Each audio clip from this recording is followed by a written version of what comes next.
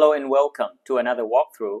Now this time it will be Edexcel IAL M1 May 2025, which I have never seen before. So this is going to be a blind solve for the entire paper under the real exam conditions. So along the walkthrough, I might be making mistakes, which I'll correct if I realize in the walkthrough. But if I don't, I'll annotate the video and I'll try to explain the worked solution and the thought process as simply as possible. At the end of the walkthrough, I'll mark the paper anyway. For those of you who make mistakes a lot of times, you might benefit from seeing me making a mistake and correct it later. So this walkthrough is not meant to just show you the destination of the solutions, but also show you the journey to the destination. If you feel like jumping to a particular question, you can use chapters in the description. Otherwise, stick around. You might be getting some tips along the way. If you are ready, I'll see you in there. Okay, here's the paper. And I'm going to start the timer now. Okay, let's go. Just going to write in this paper here. Yep. Number 1. Figure 1 shows two particles P and Q moving in the same direction along the same straight line on a smooth horizontal surface. Particle P has a mass of km, particle Q is 3m there. Particles collide directly. Immediately before the collision, P is 5u, Q is 2u. Yeah, that says in the figure already. Immediately after the collision, the speed of P is 2u, okay, and its direction is unchanged. So if we convert rightwards as positive, yeah, so conservation of linear momentum, so momentum before collision, we have km from the P times 5u, yeah, and it will be added with also from another one, 3m times 2u. That's momentum before collision. After the collision, because P direction of P is unchanged, so it's still km times, we are told that it's 2u in the same direction, so 2u here. Alright, and then we need to find the immediately after the collision, the speed of Q, right? Yeah. Alright, so we just add 3m times v. Yeah, we are finding v here. Alright, so I think we can cancel the m there, right? The m cancels. We have 5ku plus 6u equals 2ku plus 3v here. Alright. And then we want to find v. So we have 3ku plus 6u equals 3v. Okay, seems like we are stuck with the k, so we need to use the other information there, which is the impulse. I think I might be doing part B here already, but anyway. So impulse, right? Impulse on Q would be the change in momentum of Q. So everything will belong to Q here, yeah? Because we are finding the impulse on Q, right? Mass of Q would be 3m, yeah? And then we have, yeah, the magnitude of momentum, impulse is 4mu, right? So mass of Q is 3m. The final speed of Q is v, like that. And then the initial speed, well, assuming they're both to the right, right? Because the initial and the final are always also rightward there. So the initial speed of Q is just 2u, yeah, given in the diagram there. Yeah, this one will help us solve the v there. So it's 4 over 3u equals v minus 2u, right? So I divide across by 3 there. So that means v is just 3 over 4u plus 2u, and that is, so 6 plus 4 is 10, 10 over 3u, isn't it? Yeah, okay. Let me double check there, right? Just checking, v minus 2u, mass is 3m, the magnitude, oh, damn, okay.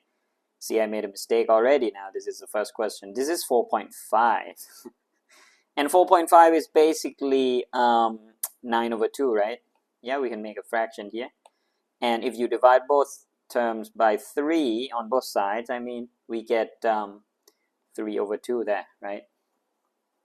Yeah, 9 over 2, 4.5. Yeah, and then that should have been 3 over 2 instead. So 3 over 2 plus 4 over 2 is 7 over 2. All right. Yeah, should be all right now. And then what we did here was for part B, I think. So I'm just going to cut that and move it here. Okay, where is it now? Here. Okay. So part B, we need to find the value of k. Now we got k in terms of v already. So we just plug in the v there, which is 3 times 7 over 2u. Yeah, because I was doing in terms of v there back then. Now, as you can see, u will cancel. And then we have what? 3k equals, we have 21 over 2 minus 6. Yeah, so that just solving that, right? So 21 over 2 is basically 10.5 minus 6. 10.5 minus 6 is 4.5. 4.5 divided by 3 is 1.5. So k is just 3 over 2 or 1.5. Yeah, that's going to be the answer to the first question. Okay, there you go. Number 2. I horizontal, j, yeah, okay, just they always have this at the very beginning, right? Two particles A and B are moving on a smooth horizontal surface. Each particle is moving with a constant velocity. At time t seconds, the position vector of A is given by r meters. Okay, and then we have at 2 and at 5, right? Find in terms of I and j the velocity of A. So basically velocity is just r final minus r initial divided by t. It's basically this change in displacement over time. That can be velocity, right? So we're just going to do r5 minus r2 divided by 3, right? Because 5 minus 2 is 3. So just subtract the vectors there. So this is 10 minus minus 5i, yeah, for that. And for the j is just, we got to do the 5 first, so 4 minus 16j, yeah? Just subtract the vector there. The r5 minus r2, all right?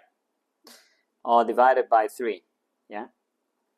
So what's that going to be? So the first one is 15 divided by 3 is 5i, okay? Second one is minus 12 divided by 3 is minus 4j. So this is meters per second, all right? Velocity vector. Okay. Part B, find an expression for r at time t seconds. So r at time t seconds, right? Okay, so we can make, yeah, okay, this is going to be tricky. So because you were given the displacement, well, no, actually not that tricky, because we can do r0 plus, yeah, vt. That's not that tricky. I mean, I thought they wanted the velocity, I thought they wanted something else, sorry. Okay, so RT is R0. Do we know R0 here? For that should be for particle A, right? Yeah, this is for particle A.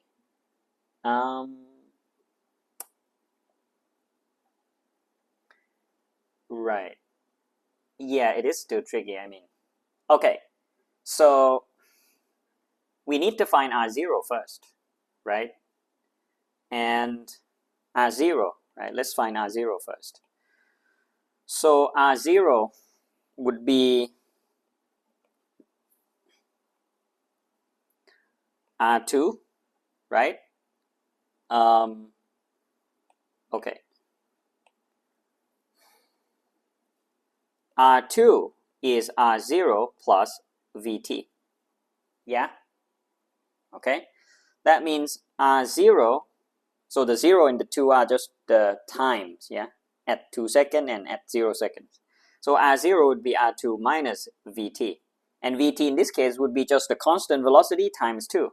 So R2 we got earlier, it was minus 5 plus 16j. Yeah, that was the R2, it was given.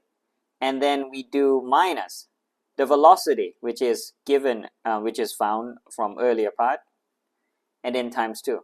So this will give us the R at the start, the initial R. It's like we are given the R at 2, so we work backwards to find the original R. So this is minus 5 and minus 10 for the I, right? If you subtract the thing there.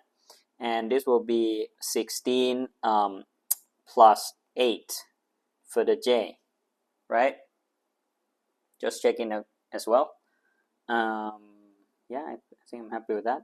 So the R0 will be minus 15I plus 24J meters.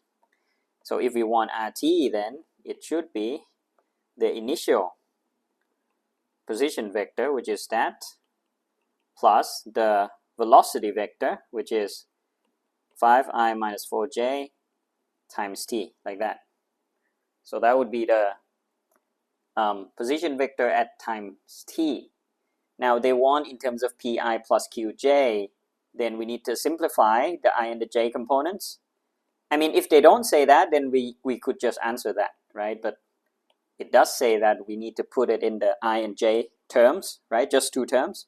So that means we merge the I and the j. So basically it's just minus 15 and 5t here. So minus 15 plus 5t. I mean, if you don't do this, you will lose 1 mark, I think. And then plus for the j, so 24 minus 4t for the j. Yeah, because in the brackets, there will just be functions of t. Yeah, like that. Okay, so that's the answer to part B. Part C, at time t seconds, the position vector of B is given by s meters, where stat, okay. Find to the nearest degree the bearing of B from A when t equals 5. Alright, so this is for A, right? This is R for A. So R for A at t equals 5 here, yeah, would be, if we sub that as 5, oh, we already got the 5 there, yeah. So it's 10I plus 4J. Yeah, we got given that. I mean, just out of curiosity here, we substitute 5 in here, 25, that should be 10, yeah. 5 in here, that should be 4, yeah, that works, yeah. It's simply saying that my answer to this part works, right? Just for safety, sanity check. But the position vector of B is just, so if you substitute t into the given s vector there, so you have minus 5i plus 7j plus 5 times 2 is 10i minus 5 times 3 is 15j, like that. Yeah, and it will just be, if you do the I and the j there, 5i, this is minus 8j, right? Yeah, so that's for the B. Now we want bearing. Basically, if you draw a little diagram here, so A is at 10, 4, so around here maybe, 10, 4, just the coordinates there. And B is like halfway 5 and minus 8, so it's about here. Yeah, in quadrant 4 there, that's the B. Particle B is there at t equals 5. So we want bearing of B from A. So A is this. It's not this angle, guys, right? So you gotta be careful. So bearing of B from A, because it's from A, we gotta draw the north direction at A first, and draw the line linking the two, and this would be the bearing clockwise from the north. Okay, it's that angle there. Now, because we can find the relative vector between these two, or actually, if we do Pythagoras, not Pythagoras, SOHCAHTOA here, yeah, we can do that. Yeah, so if we draw a right angle triangle here, you can find this angle. Let's call that alpha. Yeah, and that angle alpha there, we can draw a separate diagram here. Well, the height is just 4 minus 8, which is 12, right? The height, because you go from minus 8 up to 4. Yeah, and then the width, right? The base here, it's a 5 to 10, so that should be 5, right? So 10 minus 5 is 5 there. And then, of course, yeah, you can find this angle, right? Just doing alpha equals arctan. That should be 5 divided by 12. Yeah? And bearing would just be 180 plus this angle. We want nearest degree, so bearing, or theta there, equals 180 degrees plus arctan. 5 over 12, right? And then we're going to plug that in the calculator. Put it in degree first there, 180 plus arctan 5 over 12, right? So that's 202. Nearest degree should be 203 instead. Okay, that's it. That's done. Number 3. Particle is projected vertically upwards with the speed u from point A. The point A is 12 meters above the point B. So B is here, A is here maybe. Projected upward with speed u, like that, right? And this is 12 meters apart. Point B is on the horizontal ground, okay? There you go, horizontal ground. Particle moves freely under gravity until it hits the ground at B. So it's going to go like that and hit at B again. Yeah, this is not projectile, it's just one direction there. The time taken for particle to travel from A to B is 4 seconds. Okay, so this is SUVAT. We got given the displacement here between the initial point and the final point. So SUVAT, S is, if we convert positive upwards, negative downwards, then S is just minus 12. U is U, right? The big U. V, well, we don't know. We actually don't care either, right? A is minus 9.8. Yeah, because it's downwards. And T is 4 seconds. So T is 4. So the equation without the V would be S equals ut plus 1/2 at squared. So we plug everything correspondingly there. U and 4 plus 1/2 minus 9.8 and 4 squared there. Yeah, to solve for that. So we have here for U equals, moving everything to the left side, minus 12. That would be plus 8 times 9.8, right? This whole thing. Because 16 divided by 2 is 8 and it's negative, so I move to the left, becomes a positive. So I'm just going to plug in a calculator already there. Where's my calculator? Okay, hang on. That's a bit laggy. So we have minus 12 plus 8 times 9.8 divided by 4. So I'm just going to do exact first and then 16.6. Oh, they're both exact, sorry. Yeah. Yeah, that's it.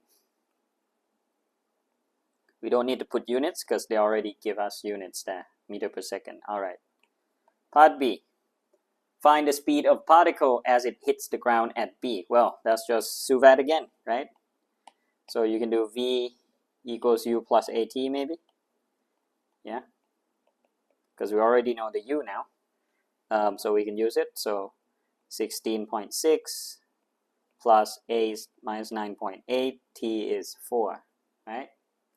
Yep. Okay. So 16.6 minus 9.8 times 4. That's just minus 22.6. So, but we want the speed. Therefore, the speed at B is 22.6 meters per second. Yeah. That's the answer for part B. Part C. Sketch a speed time graph for the motion of particle from the instant it leaves A to the instant it reaches B. No further calculation are required. So speed time graph. So speed, right? So we don't care about direction. It's just the magnitude of velocity there. So at A, let's do 0 there. And at B is 12. Not 12 seconds, 4 seconds, right? Yeah. Now we got to be careful because before it goes down, it needs to reach the maximum height first. So that's somewhere where speed is 0. Okay? No calculation are required, so we don't need to tell it when it hits the maximum height. So I'm just going to guess somewhere here.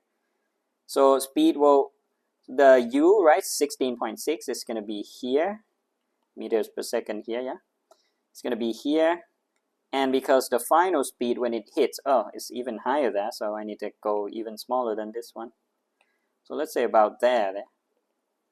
And then it reduces to 0 when it hits when it's at the maximum height, and then when it reaches B, so it's going to go a little higher there, maybe somewhere there, yeah?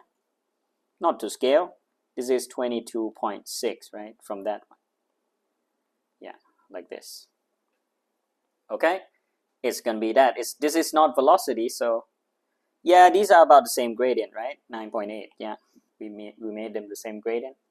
Yeah, that's it for this second, for the speed time graph. All right. Next question, number 4. The ropes are attached to a point on the front of the barge, like that. The barge is being pulled horizontally in a straight line along the center of the long straight canal. One rope makes an angle of 25 degrees with the direction of motion of the barge and has a tension of 800. The other rope, alpha, 500 newtons. Both ropes are horizontal. Find the value of alpha. Okay, so being pulled horizontally, okay, that means the barge is moving to the right with no incline with the horizontal. It's moving straight to the right, basically. That is implying that the vertical components of two forces will cancel out. Yeah, so the sigma F vertical will be 0 because it's moving directly to the right, no incline. Yeah, you got to understand that physics first. Now, the vertical components of 800 would be 800 times sine 25 degrees, which will be put equal to the 500 times sine alpha. And that will allow us to solve for alpha, right? Yeah. So alpha is just arcsine of that. So basically, I just move the 500 and do the arcsine of this whole thing. That should give you the answer, right? Okay, so arcsine, this is in degrees, so 800 over 500. I mean, I could have put 8 over 5, but anyway. Sine of 25 degrees. Yeah. So that's 42. Yeah, I'm just going to do 5, 4, 6, 5, blah, blah, blah, and then 43.5 degrees. Yeah. If they don't say how many sig figs, we normally put 3. That's the standard for M1 or any other mechanics paper, I guess. The mass of the barge is 15 tons. And the resistance to the motion of the barge is a constant force of 750. Find the acceleration of the barge. All right. So we basically find the horizontal motion now, the equation of motion for the horizontal component. Yeah. So sigma F equals ma. We want to find the acceleration. Sigma F to the rightward would be 800 cos 25 plus, right, because they are helping each other. So 500 cos alpha. Right? And then minus the assumed constant resistive force of 750 newtons there equals the mass of 15 tons, which is 15,000 kilograms, times A. Yeah, we need to know what a ton is in kilograms. Yeah, so A equals just solving all that basically, right? And we're gonna put alpha into that, right? So I'm gonna use a more precise value. Okay, so I'm just going to do like fraction here, 800 cos, wait, hang on, I forgot. I should have kept that angle. Let me just get that angle again. Arcsine 8 over 5 times sine 25. Yeah, everything's fine. Equal first and then clear. Okay, so now 800, hang on, big fraction, 800 and cos 25, which is cos answer. Wait, oh, this is still 25, sorry, not answer. Plus 500, this is answer, cos answer. Yeah, okay. Minus 750, and then we're going to divide that by 15,000, which is the ton there. Okay, so that's a small number, 0.022894. Acceleration is 0.0229 meters per second squared. Okay, so that's not too large because the barge is huge and you only have little forces there. 800 is very small, right? Because the barge is so huge. So it's going to move slowly there, right? Let me just check everything. If I put everything correctly here. Yeah, I think I'm fine with all those. Let's check the calculator. Cos 25 plus cos answer Wait, how did I round to this? Okay, I just saw the value here.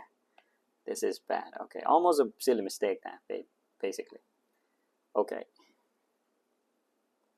And then I have minus 750. Yeah, okay, I think I'm happy with that. Next question, number 5. There's no parts here, just one single one. A non-uniform rod AB of length 3A, yeah, rests in equilibrium on a horizontal ledge and overhangs the edge at C. The point C is such that AC is 2A and CB is A, as shown in figure 3. The rod has a weight of W, and this is non-uniform. All right.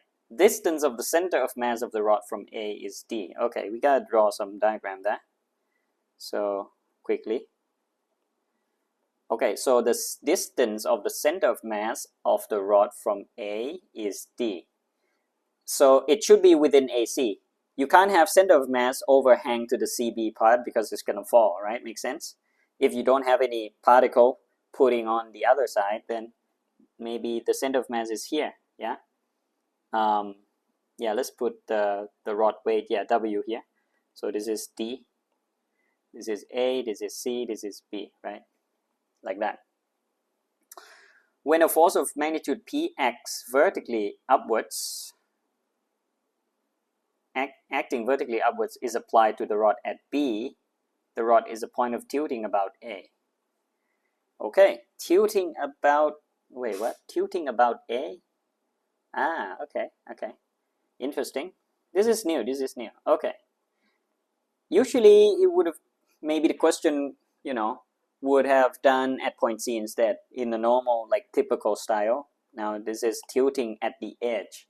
Never quite done that, but there you go there. But whatever point is tilting about, we're going to make that a pivot, and the other support, which is at C, will be 0, will be put to 0, because when you are tilting about A, there is no reaction along this line at all, including the point C. It's just that this point alone will be touching the ground. Only that point and that point only will be touching the ground, so we only have one reaction here. That means there are now only two forces acting on the rod, which is the weight and that force at B, yeah? Hi guys, just a quick one here. This statistics always blows my mind. So as you can see, for the past 28 days as of today, 90% of those watch hours come from those of you who aren't subscribed to my channel. And that gives me an urge to beg you, please help support me by subscribing the channel. I will return this huge favor by creating more and more videos. I'm going to utilize my teaching experience for 10 plus years to create the videos covering tips and tricks and the hard bits in the topics that most students struggle to understand. It can either be a short video, a long video, but they will sure come up. So that is why you need to subscribe to stay tuned. I hope we have a deal. Let's get back to the walkthrough. Okay, when the force applied at B is replaced by the two force... Wait, hang on. When a force of magnitude P acting vertically upwards, yeah, it's two cases here. We should do this first. So this is P first, case 1. We have, if we take moment about A, yeah? So we're going to have WD equals, yeah, because center of mass is D, yeah, from point A. And then we have P times 3A. That's the first equation, yeah? And then the second case, so basically we can't solve anything right now for the first equation. And then we have a second case when the force applied at B is replaced by the force of magnitude 1.25 P, acting vertically down instead, yeah? Now we have a downward, so it's just the same diagram there, but now we have a downward force of 1.25 P. The rod is tilting about C instead, so yeah, so if the rod is tilting about C, then we don't think about any reaction along this line. It's just this point alone, so we're going to cancel the reaction at A. That means the only two forces acting will be just the weight again, yeah, at D from this edge, and the 1.25 P. So we now take the moment about C, right? But what's this distance here? Well, if that is D, then that is 2a, this distance is 2a minus d, right? Yeah, because AC is 2a. So W 2a minus d, yeah, would be equal to 1.25, or should I put 5 over 4? Yeah, is that 1.25? Yep, I think so. And times P and times A there. Okay, here we go. And now we want to solve for D in terms of A. Well, basically, if I divide the two equations together, can you see? If you divide the left-hand side, will divide the left-hand side, so W will cancel. And the right-hand side divided by the right-hand side, so the P will cancel. We only have A and D, which is what we want, because then we can find the D in terms of A, or the other way around, doesn't matter. So I'm just going to write the working here first, yeah, so that you see how it works. So P3A divided by 5 over 4 PA, everything cancel, you see that? Almost. PA here and PA here also cancel. So we have what? If you cross multiply, yeah, you get, so the 4 will be multiplied up here, and the 5 will be crossed there. So I get 5D equals, well, the 4 multiply up here with the 3, I get 12, and then this term will multiply this term as well. So I get 2a minus d first, there. All right, just not too fast there. And then we want d in terms of a, so 5d equals 24a, just expanding it, minus 12d, right? So we have 17d equals 24a. That means d is 24 over 17a. Well, not that complicated. Thought it would look more complicated. But anyway, that. Yeah, this should be fine. Let me just double check everything again. Yeah, I put the right, and this is 3a because that's distance there. And for the second one, it's just this distance, 2a minus d, and this is 5 over 4 p there, acting vertically down, and the distance is just that, because we changed the pivot. And then we divide the two equations. So 12 and 5. Yeah, I think I'm going to go with that. Okay, next question. Number 6. We're at 30 minutes. Should be okay. Figure 4 shows a rough plane inclined at an angle theta to the horizontal where tan theta is 3 over 4. The points A and B lie on the line of greatest slope of the plane with B above A. Okay. A package P of mass M is projected up the plane from A towards B. Coefficient of friction between the plane and the package is 1 over 4. The package P is modeled as a particle. A show that the deceleration of P is, as it moves from A to B, is that. Well, deceleration, right? Yeah, we can do Newton's second law, right? Because we would need to resolve all the forces and find the resultant force, which is only the friction, I think, because P is projected up. So there's no driving force along the way up there because it's already projected. Okay. So let's resolve the particle, like the force. So we have mg sine theta. Usually it's just mg sine theta. This is the weight component. And then we also have friction. Because it's going up, so there must be friction, right? So friction is also mu r. Well, I'm going to make r this, which is the same as mg cos theta here. Okay? So the resultant force along this direction would be mg sine theta plus mu times mg cos theta. And they both act down the slope against the motion. And this will be put equal to ma. And a will be the deceleration here because it's negative. Right? So, I mean, we can put this as a negative. That's fine. Yeah, because they both act down. That's fine. So m cancel, right? Yeah, so we need to stick g. And because they give you that tan theta is 3 over 4. That means sine theta. If you draw a little triangle here, I always do this. That's 3 over 4, so this is 5. That means sine theta will be 3 over 5 and cos theta will be 4 over 5, right? So we just plug everything in there. So minus g sine theta is 3 over 5g. So this is minus. Mu is given to be 1 over 4. So 1 over 4 times cos theta, 4 over 5 times g equals a. Yeah? So if we solve that, this is 1 over 3 over 5 and 1 over 5 added up. So we get, of course, minus 4 over 5g. Yeah? So that's deceleration. Okay. Part B. The package P comes to rest at B, of course. Given that P is projected from A with the speed u and that AB is 1.5, find the value of u, right? So this is now giving you the displacement from A to B, so that should be SUVAT. S-U-V-A-T. Let's say up is positive, up the slope, yeah? So S is plus 1.5, AB there. U is given to be u, so that's just going to be the same letter.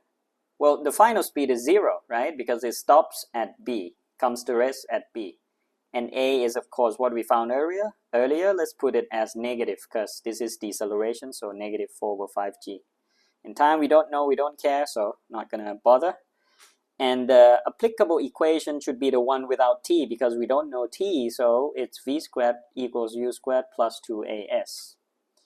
V is 0, so that's fine. U is u squared plus 2 times minus 4 over 5g times s is 1.5, sorry. So if we move everything so that both terms are positive, then we have u equals square root of that whole term. Yeah, the value of u. So we should give it as a number, right? Yeah.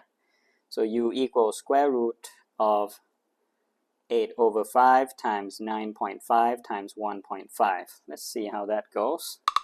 Square root of 8 times 9.8 times 1.5 divided by 5. Yeah? So that should be 14 root 3 over 5, or, let me put it like this, 4.85 meters. Well, we don't need to put units, so I'm going to do like that, the value of u. Okay, part C. On reaching B, P is held at rest. Okay, thereby force of magnitude x newtons acting up the plane in the direction AB. Okay, given that the mass of P is 2 kg, find the smallest possible value of x. Okay, so just a holding force, right? So at B here, it was held here. Well, smallest value means that if you let that force go, it's going to go down. Yeah? It's just enough force to hold it to avoid it slipping down, basically. I'm just saying this because you have friction that can go either way. This means that if you are pushing too much force, the friction will go against you. Like the friction will be along AB. So it's going to, sorry. If you push with a too large force, friction will go down. But if you push with a very small force, friction will go up because it's helping to hold the particle. Because if you push it with too small force, it's going to slip down, and friction will now help to hold the particle up so that it's not going to slip by the weight component down the slope. I hope that makes sense. So I'm just saying that now friction is down, weight components are also down, and now you're pushing it up with the smallest force, x. So x is just the sum between the friction there and mg sine theta. Okay, so x is just friction, which is mu mg cos theta again, plus mg sine theta. That's the smallest force. Okay, so mu is the same value, is 1 over 4, m is now 2, g is 9.8, cos theta was 4 over 5, right? Yep. and then plus 2g sine theta. This will be the weight component. Sine is 3/5, like that. Yeah.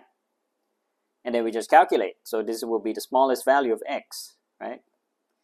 So there, 0.25 times 2 times 9.8 times 4/5 plus 2 times 9.8 times 3/5. Yep. So I'm just going to make exact first here. And that will be 15.68 or 15.7 newtons. Yeah, smallest value of x to hold it at rest, because it balances with the friction down and the mg sine theta. Okay, so that's it for this one. Number 7. Two boats A and B are each moving with a constant acceleration at time t hours after noon. Boat A has a velocity of VA kilometers per hour, where blah blah blah. So it's giving you the vector equation there, vector in terms of t. Find the magnitude of the acceleration, of A. Okay, so if we compare that to u plus at, so basically u is just 2i plus 3j, right? If you see that equation, and a would just be I minus 4j. I mean, you can just compare that to the formula like this, because what else could it be, right? It's v equals u plus at, right? Or you can put t equals 0 and you will find that the u is just 2i plus 3j exactly. And that vector multiplying with the t must be the acceleration, okay? So the magnitude of acceleration is then a Pythagoras of 1 squared plus 4 squared, so that's square root 17. Yeah, let's put that as a decimal number as well, so we get 4.12 meters per second squared. All right. Okay, now next one, B. Find the velocity of B at time t equals 0. Okay, now we are, hang on, sorry. B, find the acceleration of B, giving your answer in ing. Okay, so we are given new information now. At t equals 2, velocity is that, t equals 5, velocity is that. Now, A is just change in velocity divided by change in time, right? Rate of change of velocity. So we can do subtraction between those two velocities and divide by the change in time, which is 3. Yeah, so I'm just going to do I minus 5j minus 4i plus j, and divided by t is in hours, right? So 3 hours here. Yeah. Okay. So I minus 4i is minus 3i. 5j minus 5j minus j is minus 6j. Yeah. Divided by 3. So that would be minus I minus 2j. Yeah. In kilometers per hour squared. Yeah, because that's acceleration. Okay, so that's the answer there for part B, right? That's simple. Okay. And then part C. Find the velocity of B at time t equals 0. Well, velocity is u plus at. Okay? But we haven't got the initial velocity yet. Actually, we are finding it because this is velocity at time t equals 0. So we're gonna maybe plug in velocity at t equals, I don't know, 2, right? Because we already know the acceleration. So v2 is 4i plus j equals the u we want to find, and plus a, which is what we got earlier, which is minus I minus 2j, and times 2, like that. This is just to solve for big U, yeah? So the u would be equal to, then, solving the equation for I plus j. So this multiply that gives you minus 2i, so I plus 2i here, yeah? And this multiplies this, you get minus 4j, so I plus 4j here as well. All right, basically just solve the vector there. Let me just double check. Yeah, that should be fine. Okay, and then that would be 6i plus 5j. Got to be careful with the I and the j there, basically. Yeah, this is kilometers per hour. Okay, that's the speed at t equals 0, velocity at t equals 0, yeah. All right, that's the answer. Part D, at time t 1 hours afternoon, both boats are moving with the same speed. Find the exact value of t1. Okay, so VA at t1 would be 2i plus 3j plus I minus 4j t1, like that. And VB is, well, we got the equation already, right?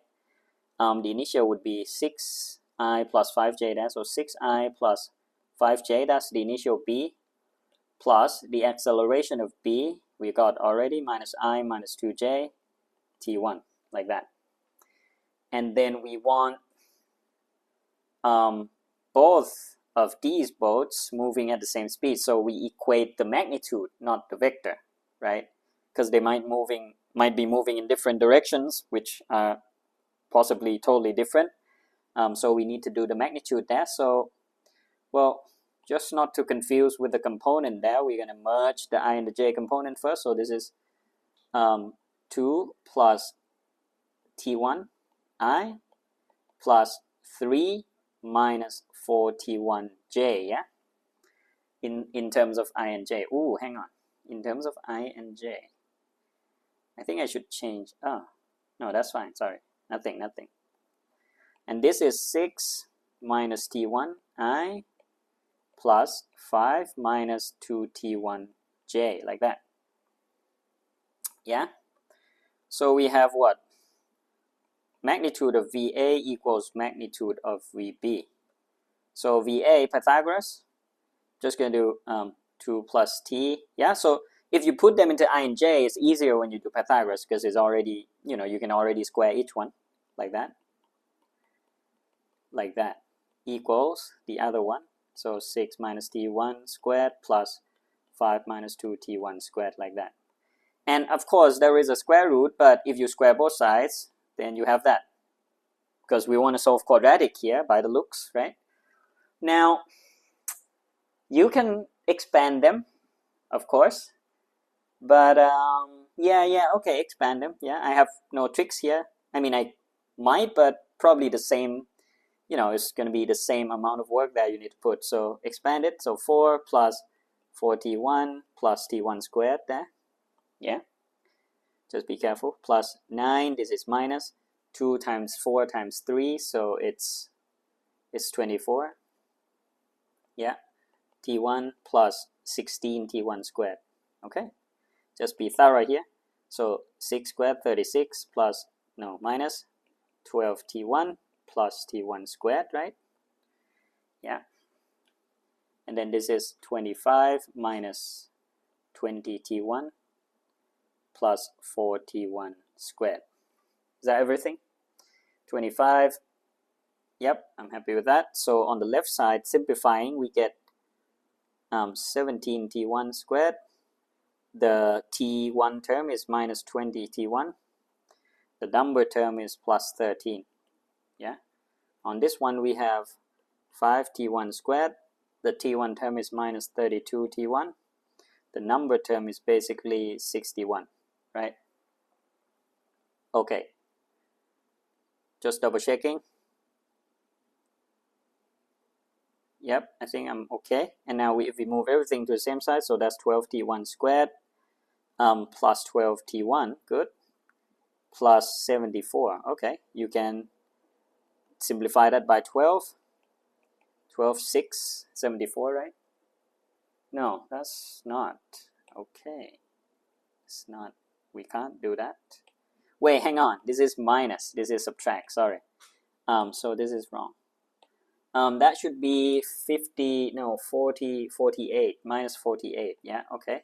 Simpler now. Just checking. Yeah. So t1 squared plus t1 minus 4 equals 0. Well, we want the exact value, right? That doesn't feel so good. Okay. So because we can't really solve this, I mean we can, but it's not going to be a nice number.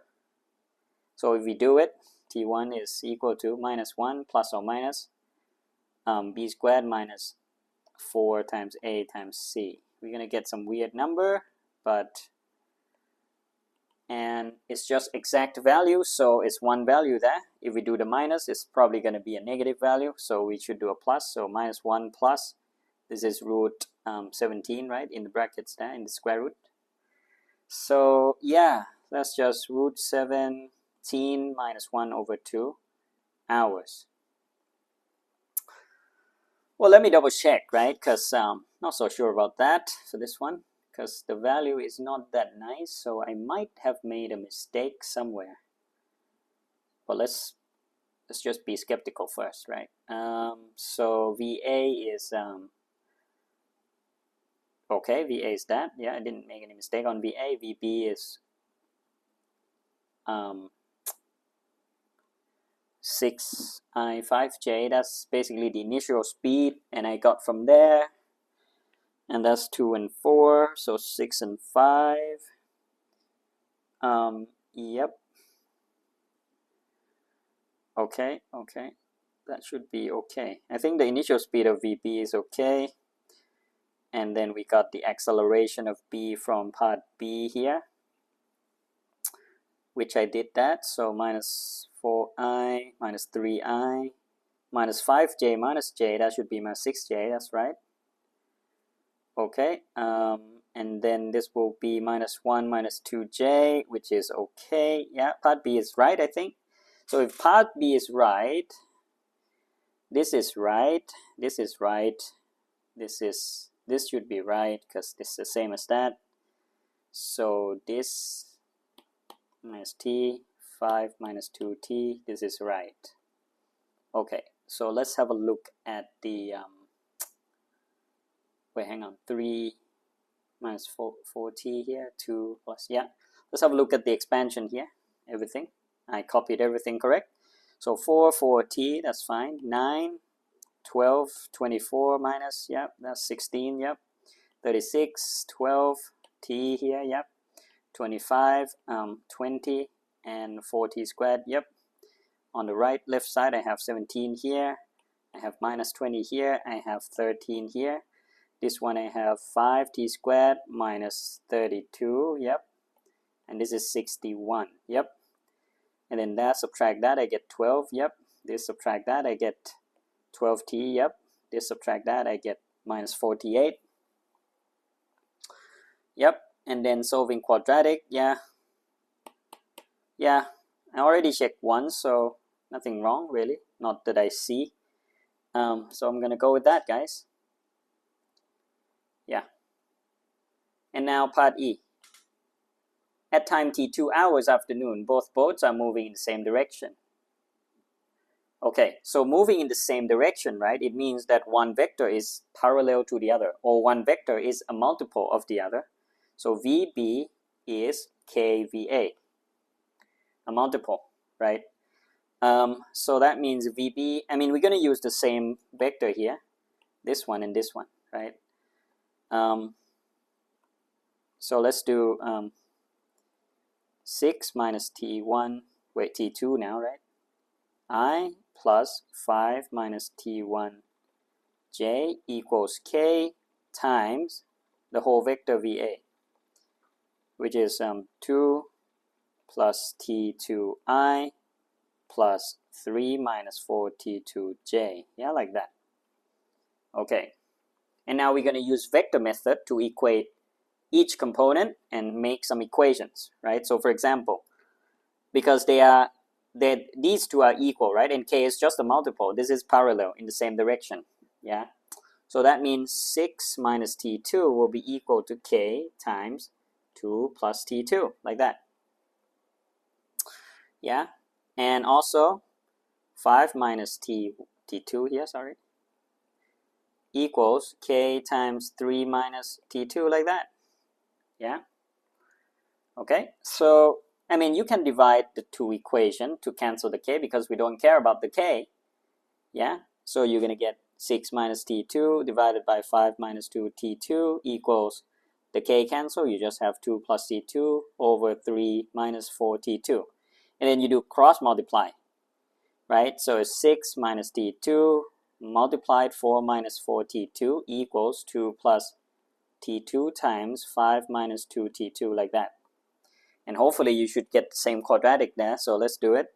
So this is 18 minus 3 minus 24, so that's minus 27 t2.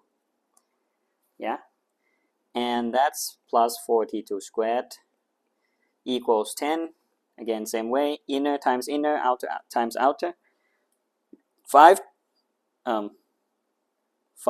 minus 4, so that's 1 t2. And then we have minus 2 t2 squared, right? So if we move everything to the left side, I have 6 t2 squared. And then here, moving the t2 to the, wait, what is that? What is this? Minus 3 minus 24, that should be 7, right? Why did I write t like that? Okay. So that should be minus 28 t2 then. If you move from the right to the left and then 10 to the left, you have plus 8, like that. And we can simplify this by 2, of course. So it would be 3 t2 squared minus 14 t2 plus 4 equals 0, where p and q are integers to be found. Yeah, we found it. So that looks fine to me. Yeah, p is a negative integer, obviously. Yeah, let's double check that. Yeah, I think I'm gonna go with that. Minus 3 minus 24 minus 27, 5 minus 1, 5 minus 4 is 1. Yeah, you know, I'm gonna go with that, really. Yeah, okay, so that's done. Next question, and perhaps the last one, number 8. It's still good. Two small balls, P and Q, have the masses km and 3m respectively. So this is connected particle where k is less than 5. So this is simply saying that P is lighter than Q. So it's going to fall to the Q, like the Q side. Yeah, because Q is heavier. The balls are attached to the ends of a light inextensible string that passes over a fixed light smooth pulley. System is held at rest with the string taut and the hanging parts of the string vertical, as shown in figure 5. The system is released from rest, and the subsequent motion of P moves with an acceleration of magnitude 1 over 5g. Okay, the balls are modeled as particles. Write down an equation of motion for P. Okay, so P is moving upwards. Yeah, because it says, yeah, P should be acceleration. Yeah, so P is moving with acceleration, that, and we have a tension here of P, and this is km of the mass, yeah, and g. Okay, and the acceleration is 1 over 5g. So we have t minus kmg is equal to 1 over 5 kmg, like that. Yeah, because the acceleration is 1 over 5, so, but the mass is km, so m times a, which is g over 5. So you get this term. So that would be it. Or we can simplify a little bit, because we can. It's going to give you 6 over 5 kmg, right? If you merge the kmg and the other one, right? Yeah. So that's it for this part. And then find the value of k. Well, presumably it wants you to do for the other side too, right? So the other side is for q, right? We have 3m. So this is 3mg and t here. The acceleration is downwards instead. Okay, so it's 3mg minus t equals 3m times g over 5. Yeah, like that. Because the acceleration is the same magnitude, so I got that. So basically, we can add them up. Yeah, we can add them up. So if you add them up, or you can add these up, right? Still the same. So 3mg equals mg and 6 over 5k. I'm just doing factoring here already.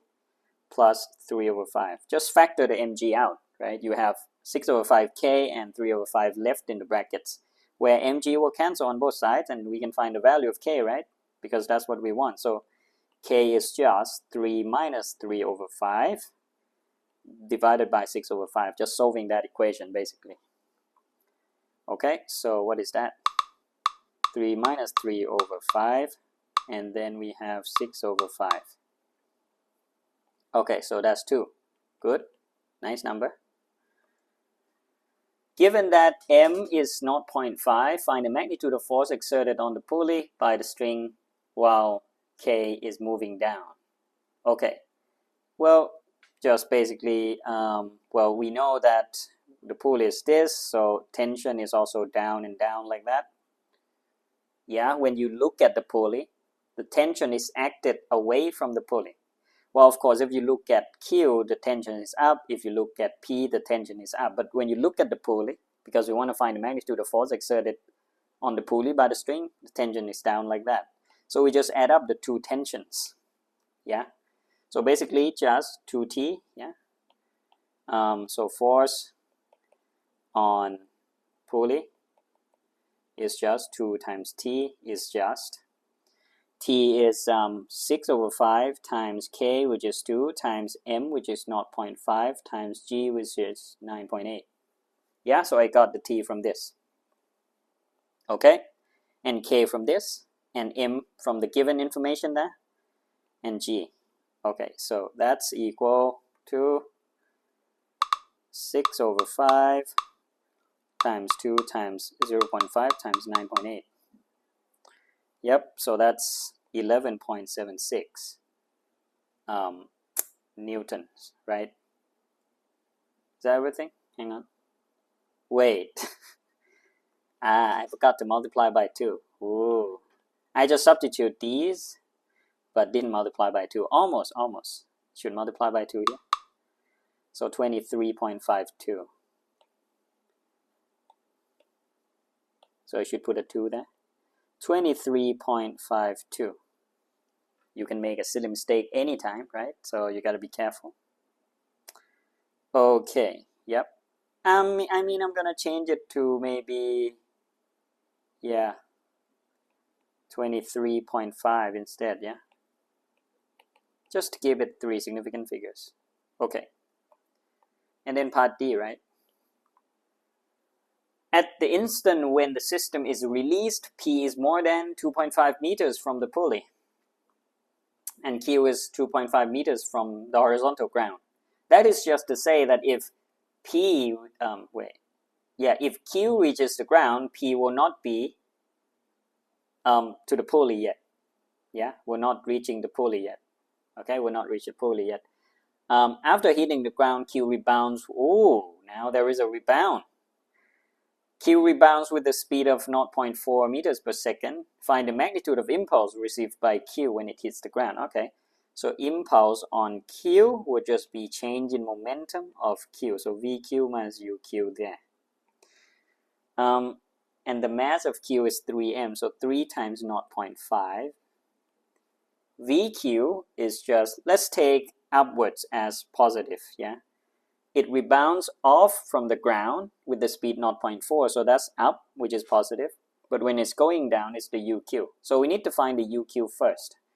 It's just the speed when it hits the ground, which is 2.4 meters from where it starts, right? So we should use SUVAT to find the final speed when it hits the ground. So SUVAT, S-U-V-A-T for the Q. You have S being minus 2.5. U is 0, you start from 0. V is what you want. A is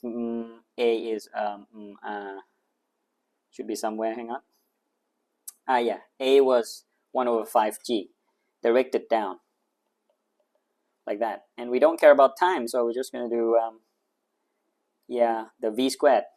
So V squared equals U squared plus 2AS. That means V equals the square root of 0 plus 2 times minus 9.8 times minus 2.5. Well, hang on. I plugged the wrong acceleration there. This should have been minus 1 over 5G. Okay, and we get the value of V there, downwards. So just use a calculator. Square root 2 times 1 over 5, just not going to put minus there because minus cancel that, times 9.8 times 2.5. Yeah, is that everything? Yep. We get the exact value of that. Okay. Yeah, we're going to plug as exact value there, but this is downwards, right? This is downwards, so that means we're going to have this as minus, which is a plus, basically. That. So that is the magnitude of impulse received by Q. Yeah, so that's, yes, you calculated that, so I'm going to keep this answer.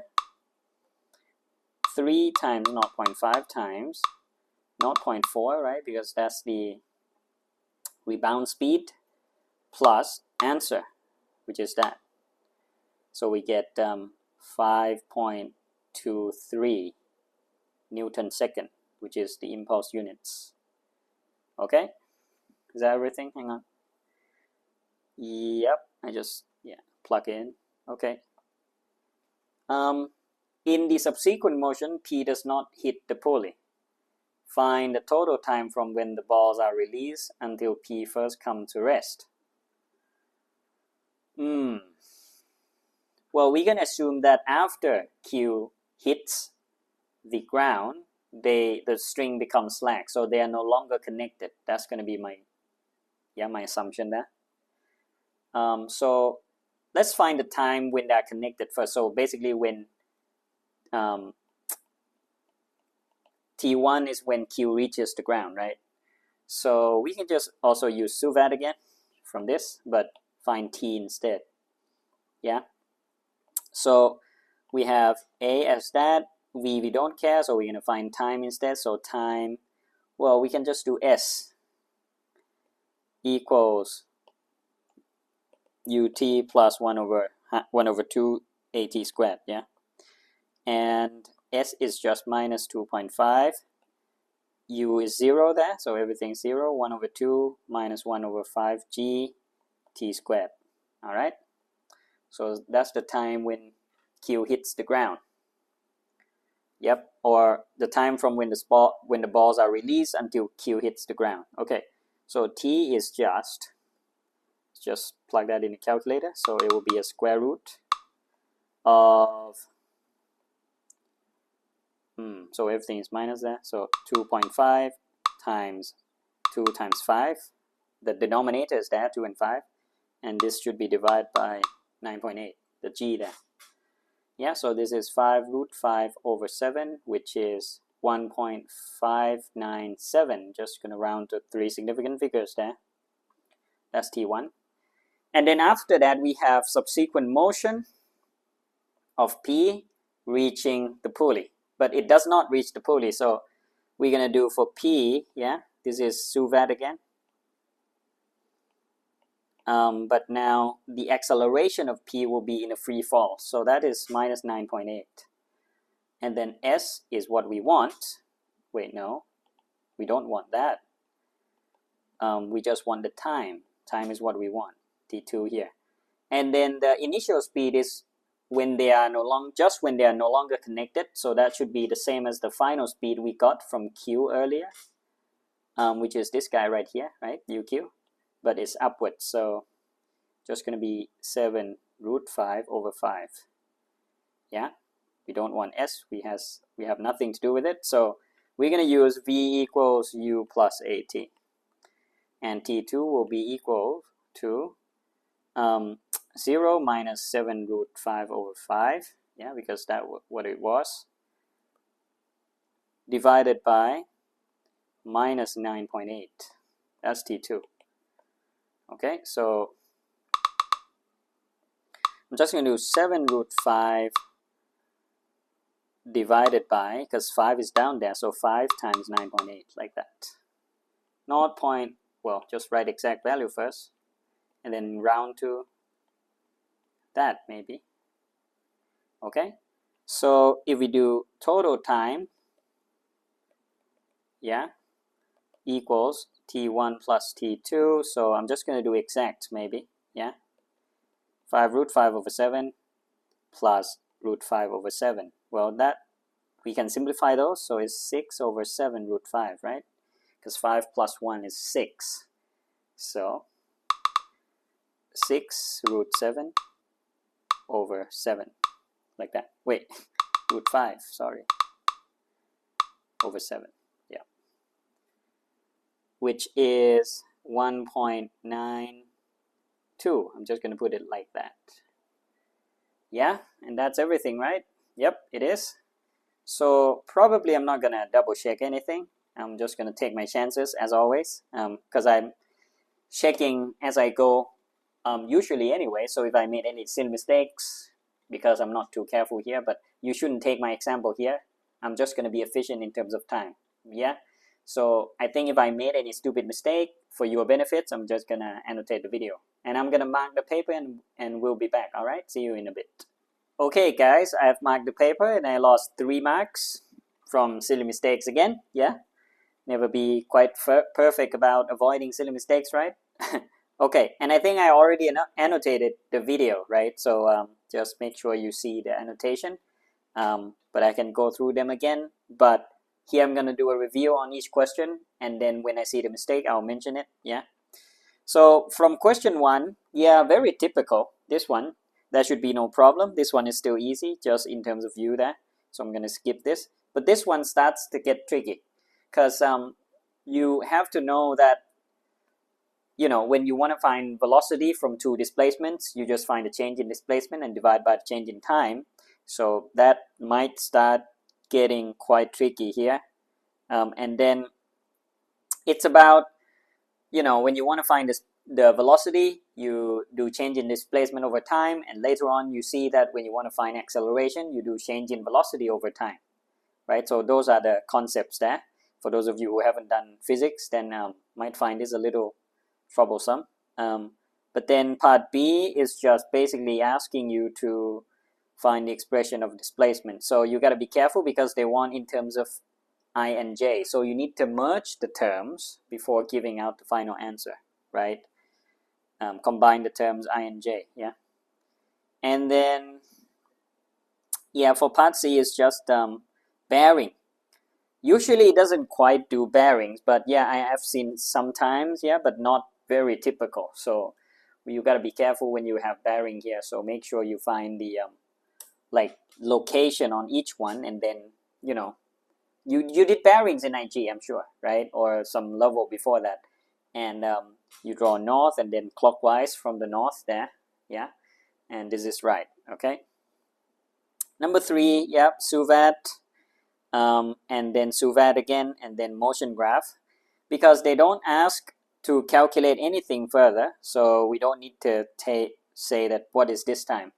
It's just some 0 here at some time and then go back up here. Yeah, so that's fine, and this is still Suvat, so nothing particularly hard here, just plugging in the Suvat equation basically, right? So be careful with all the signs. That's what I would stress about this. Yeah. Number 4, yeah, the boat. And this is still fine. So you need to be able to realize that when it's moving to the right, the resultant force along the vertical should be 0. That's the key thing here, the key fundamental. Because if you don't know that, you might not be able to do it. Number 5, yeah, this one might be hard, right? Because it doesn't normally do this. So this question, I would say, probably the best one in the paper. So it gives you 2 conditions for limiting equilibrium. So when it says point of tilting about A, that is called limiting equilibrium, and that is when you can ignore the other reaction. So if it's tilting about A, you can ignore the reaction at C. When it's tilting about C, you can ignore the other reactions along this line. And you make 2 moment equations, principle of moments accordingly, and then do some algebra work, guys, to find D in terms of A. So make sure you understand this question, because I think it's probably the one that most people lose mark for in this year. Yeah, this one. Yeah, number 6, I think I did say that when you are holding a minimum force, the friction will help you to hold up. But I somehow put a friction down here instead. So this should have been minus, that should have been minus, and that should give you, if I do a calculator again, so instead you would have 2 times 9.8 times 3 over 5, so that's minus now, 1 over 4, yeah, the other term, times 2 times 9.8 times 4 over 5. Yeah, so that should have been 7.84 instead, yeah.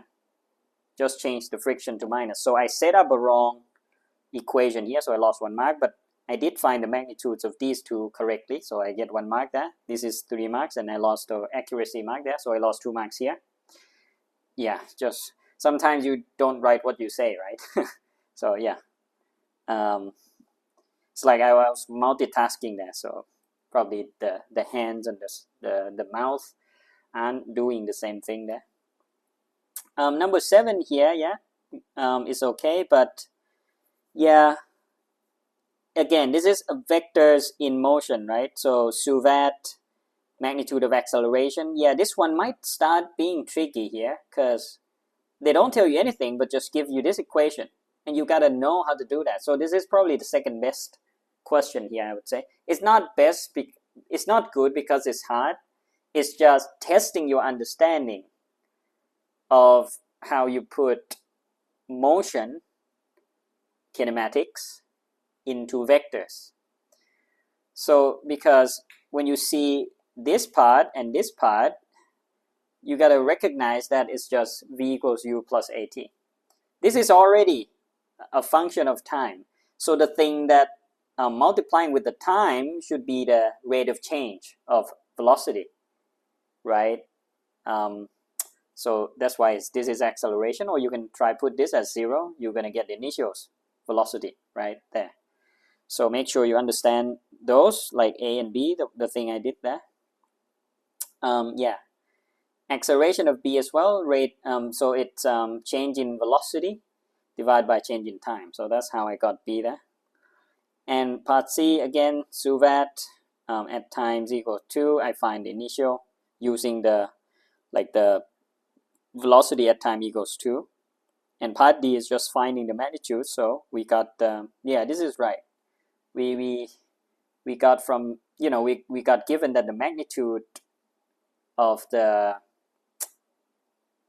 velocity, which are speeds, are equal for A and B. And part E, yeah, part E a little tedious there, but you got to expand everything, and when they move along the same direction, so this is okay, yeah. Yeah, and this one, I think I made one silly mistake, but I'll go through from the beginning. So equation of motion, yeah, don't get confused with the suvat. Equation of motions is just Newton's second law, right? That is called equation of motion, technically speaking, yeah. And this is fine. Everything is fine here. So this A and B are typical, yeah, nothing out of ordinary there. And yeah, the force on the pulley, you need to understand. Sometimes they have an angle to each other, so you need to know how to resolve the forces as well in that case. Part D, yeah, part D, I don't know why I got 5.23. You might already see me in the video what I did in the calculator, but okay. I just double check, and yeah, it should be 5.30 there if I plug exactly this in the calculator. So maybe I missed some number there, I don't know. Yeah. And luckily it doesn't follow through down here, so I still got the time correct here. And you need to understand that the subsequent motions, right, it's just the one when they are connected and the other one when they are not connected. That is classic. This calculation is classic, yeah. You got to understand that when they are no longer connected, the cue to that is when one particle hits the floor, and we have to automatically know that the string would become slack, no longer connected, no longer taut, right? So yeah, that's when they are no longer connected, and when we can calculate the time during which P is in a free fall motion, right? So it's gonna take some time. In this case, it's √5/7, yeah, and then we add them up to get 1.92. So that's it for everything. Do check out the videos that I walk through on IAL papers, a lot of them. Just go check the playlist in the IAL Maths and IAL Further Maths. And if you find this video helpful, please give me a subscribe, and I will see you in the next one. Bye.